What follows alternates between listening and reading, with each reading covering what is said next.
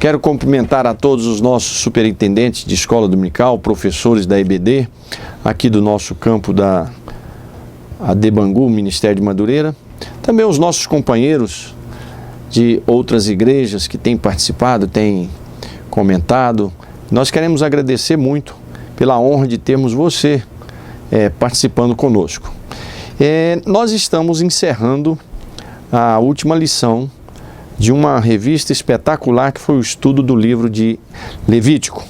O pastor Fernando, que é o autor dessa revista, foi muito bem sucedido, e ele é o presidente da convenção no Pará, e também a própria editora Betel, com o seu diretor executivo, que é o Bispo Abner, pela escolha do tema.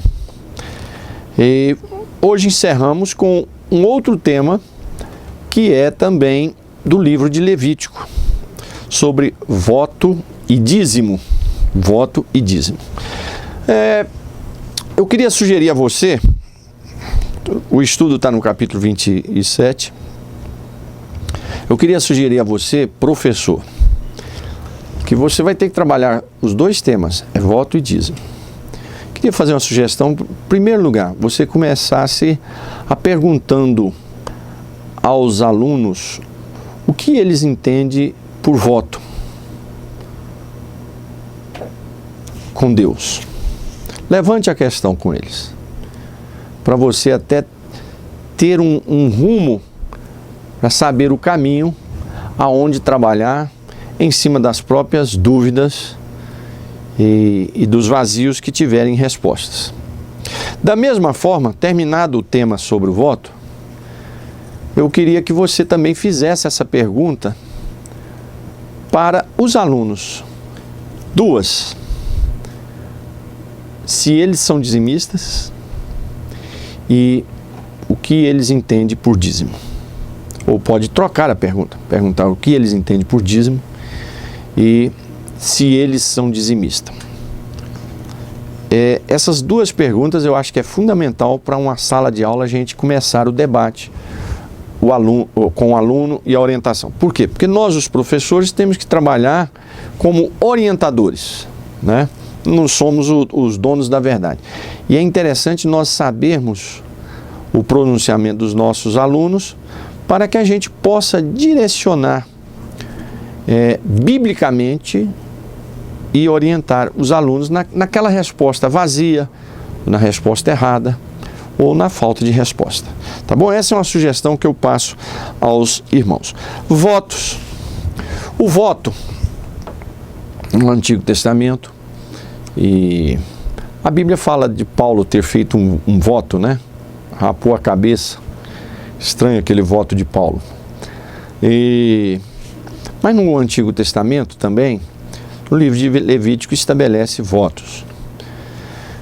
E interessante, tem um dos capítulos que fala que a esposa, quando fizesse um voto ao Senhor, ou a filha, se o marido soubesse e calasse, aquele voto poderia ser continuado. Se o marido ou o pai se opusesse ao voto da filha ou da esposa, era encerrado também o voto. O voto é uma promessa que você faz a Deus e deve ser cumprido. Salomão, nas suas sábias palavras, no livro de Provérbios, ele nos orienta dizendo o seguinte: olha, não faça votos, se fizer você tem que cumprir. O voto também, ele servia muito como um agradecimento a Deus por uma vitória, uma adoração, uma bênção conquistada. O voto também, ele entrava como um pedido que, se Deus desse a resposta, Deus desse a vitória, ele cumpriria um voto após uma vitória. O voto é como que um pacto. O nosso Deus é um Deus de voto.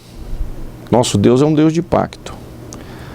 É interessante que muitos membros da igreja, muitos cristãos, perdem a oportunidade de alguns votos ao Senhor. Só que o voto tem que ter cuidado. Nós temos que orientar os nossos alunos que os votos têm que ser feitos com sabedoria, né? Não pode se estabelecer votos impossíveis. A Bíblia, em lugar nenhum, exige votos em que a pessoa se desfaz de todas os seus bens e deixa a sua família em situações difíceis, para votar o Senhor. Deus não quer isso, não. A própria revista Escola Dominical comenta sobre isso. A própria lição nossa orienta sobre isso. Então, não há textos na Bíblia que dá apoio a esse tipo de votos descabidos, né? Nós vamos encontrar um voto descabido de Jefté. Ele faz um pacto com um voto a Deus. O que aparecer primeira coisa que aparecer na minha frente, quando eu voltar para casa, eu vou oferecer ao Senhor. Olha que voto descabido, sem pensar, né? E está aí até hoje essa discussão, o que aconteceu com a filha de Jefté. Eu não vou entrar nisso porque tem algumas centenas de anos que estão discutindo e ainda não chegaram a um acordo. Eu tenho a minha opinião. Então, o voto, ele é importante, ele faz parte de louvar a Deus e de fazer uma petição, Deus concedendo aquela vitória, a pessoa cumpre o voto. Oriente ao aluno sempre a fazer votos com sabedoria. O nosso Deus é Deus de voto, Deus de pacto. Há religiões que as pessoas fazem pactos, fazem votos com sangue, atrás de respostas. Por quê? Porque o diabo, ele quer imitar as coisas que Deus criou. Quem criou o pacto, quem criou o voto, foi Deus. Abraão fez pacto com Deus. Jacó fez pacto com Deus, né? Se o Senhor for comigo, né? Ele fez pacto com Deus. Então, voto é uma coisa importante de ser trabalhado. Eu faço os meus votos a Deus. De adoração, às vezes também faço votos para conquistar algo. Mas tem que ser tudo com muita prudência. O outro ponto que eu quero discutir aqui também é sobre o dízimo. Eu não vou falar muito sobre o dízimo, porque está bem esclarecido aqui na lição. E dízimo é uma parte a ser dada ao Senhor e não tem muito segredo. Eu só queria levantar um esclarecimento seguinte. Muitas pessoas são contra o dízimo porque dizem que o dízimo é da lei de Moisés e a lei acabou. Primeiro, a lei, ela é viva, a parte cerimonial que Cristo fez na cruz, morte de cordeiro, essa parte cerimonial. Mas os mandamentos estão vivos para nós cumprirmos, e Jesus até resumiu esses mandamentos em 2: amar a Deus sobre todas as coisas e o nosso próximo como a nós mesmos. Então os mandamentos é para ser cumpridos. Mas as pessoas que alegam que o dízimo encerrou no Antigo Testamento porque era lei, eles estão completamente errados. Primeiro, por quê? Porque eles não querem dar dízimo. Segundo, não conhece que o dízimo não foi estabelecido pela lei de Moisés. A lei, ela vem 400 anos depois de Abraão. Quem primeiro nos deu o exemplo do dízimo foi Abraão. Depois, o seu neto, Jacó. Então, o dízimo, ele veio 430 anos, mais ou menos, antes da lei de Moisés. Foi algo do coração de Abraão em adoração a Deus, porque Deus deu uma vitória para ele numa guerra que era impossível ele vencer. Ele foi vitorioso e ele foi adorar o Senhor diante de um sacerdote que também era desconhecido, rei de Salém, Melquisedeque. Então a lei não estabelece o dízimo, a lei confirma o dízimo. Viu? Quem estabelece é uma atitude espontânea de um homem que, em adoração a Deus, ele coloca o dízimo. Também, o dízimo era praticado pelas outras religiões. As religiões pré-Abraão já praticavam dízimo. Na Babilônia, no Egito, na Mesopotâmia, essas regiões, todas as suas religiões já praticavam o dízimo.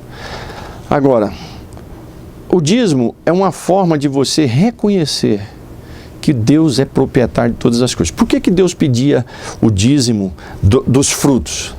Para que todos soubessem que a terra era dele. E o povo estava usando como que um aluguel, como emprestado. Para sempre reconhecer que a terra e que todas as coisas são dele. Então era dado o dízimo. O dízimo, nós temos que doar entendendo que é de forma de ser fiel a Deus, de ser grato a Deus e de ser obediente a Deus. Malaquias 3,10 não pode ser esquecido. Malaquias 3,10, com os versos 11 e 12 também. Das promessas que ali estão para aqueles que dão o seu dízimo. Eu sou dizimista desde a minha infância porque eu aprendi com os meus pais. E eu quero dar aqui um testemunho e encerro as minhas palavras, porque o dízimo também, além de ser um ensinamento bíblico, tem que ser algo prático. O Novo Testamento também não tem lugar nenhum que proíbe dízimo, não. Jesus faz uma crítica até ao sacerdote. Olha, vocês exigem os dízimos, mas também tem que exercer isso aqui. Jesus, em momento algum, proibiu o dízimo. Entendeu? Então, eu quero dar um testemunho pessoal. Na nossa casa, nós estávamos passando uma época, na minha infância, de muita dificuldade. E meu pai foi trabalhar na cidade de Belém do Pará, num frigorífico. Ele tinha perdido o emprego e ele foi trabalhar. E nós estávamos nesse período em Goiânia. Eu tinha aí meus 7 anos de idade, mais ou menos. E minha mãe, nós morávamos, eu, o meu irmão, Salmão, que hoje é pastor nos Estados Unidos, o meu tio Valto e minha avó, esperando meu pai se estabilizar lá para depois nós irmos, como foi feito. Com 9 anos mais ou menos de idade, eu mudei de Goiás, sou goiano, nós mudamos de Goiás e nunca mais voltamos assim a conviver para sempre lá em Goiânia. Passamos a morar em vários lugares. Então, minha mãe, nós estávamos com muita dificuldade financeira. E chegou o vice-presidente lá da igreja, lá em casa, para tomar um café. O vice-presidente era um tio nosso. E nesse instante, minha mãe foi lá, ele foi na geladeira para pegar alguma coisa para comer, viu que não tinha nada. Tinha aquela garrafa de água amarelada e mais nada. Minha mãe chegou, foi lá debaixo do travesseiro, pegou o dízimo e deu para ele. Era um dízimo um pouquinho. Ele ficou constrangido. Não, Claudete, estou vendo aí a dificuldade de vocês. Depois você dá o dízimo e tal. E ela falou, não, isso aqui é meu, porque eu tenho a oferecer a Deus, isso aqui já é do Senhor. Amados, o milagre começou a acontecer ali. Olha só, nós estávamos ali em espera do meu pai se estruturar em Belém para nós irmos. Então nós íamos esperar mais ou menos aí uns 3 meses dessa estabilização, entre 3 a 6 meses. Olha o que aconteceu na semana seguinte, minha mãe era costureira. Na semana seguinte, uma empresa de supermercado que era muito grande em Goiânia, viu uma senhora que era secretária de um dos gerentes daquela empresa, com um uniforme muito bonito, um terninho, uma roupa terno, com uma blusa por dentro, uma saia muito bonita. Ele falou, mas que roupa bonita, você comprou, fez? Ela falou, não, é uma senhora, amiga minha que fez. E eles falaram, quem é? E a senhora indicou, e o supermercado, a rede, precisava de uniformes femininos. E aonde foi parar essa empresa para fazer esses uniformes? Lá em casa. Eu me lembro quando era criança, as combis do supermercado chegando lá em casa com aqueles panos, que eu esqueci até o nome daquilo, aqueles panos enormes, enrolados, era despejado lá em casa, e minha mãe com uma amiga fazendo uniformes, e graças a Deus foi uma época de muita bênção ali para nós. Terminado o período de fazer os uniformes, também meu pai já estava estabilizado em Belém do Pará, lá na empresa, já estava com a casa pronta, aí nós fomos. Então, o milagre de tudo isso saiu da onde? De um dízimo. Eu e meu irmão somos dizimistas desde a nossa infância. porque nossos pais eram fiéis ao Senhor no dízimo. E meus filhos, eu ensino eles desde a infância. Um está com 17, outro está com 13, mas eu os ensino desde criança a dar dízimo ao Senhor, porque eu sou testemunha das bênçãos de Deus na minha vida e na vida dos meus pais. Então a palavra de Deus, ela não erra. Os milagres do dízimo, né? Se você crer, você vai ser abençoado. Trabalhe isso, que seja um momento de você transmitir isso para o coração dos seus alunos e eles poderem sair dali desfrutando dessa bênção de Deus. Muito obrigado, a paz do Senhor, até a próxima lição.